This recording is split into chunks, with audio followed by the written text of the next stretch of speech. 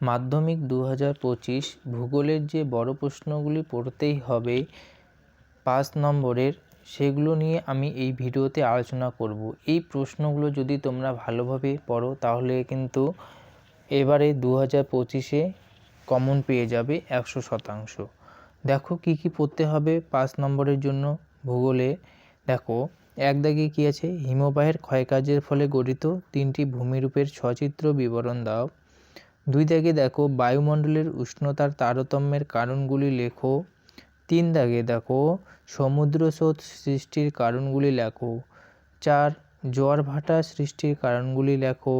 5 হচ্ছে চিত্রসহ বিভিন্ন প্রকার বৃষ্টিপাত বৈশিষ্ট্যগুলি লেখো।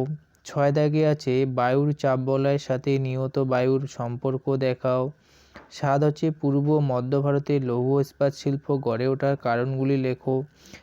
8 দাগে আছে ভারতের নগরায়নের সমস্যাগুলি লেখো।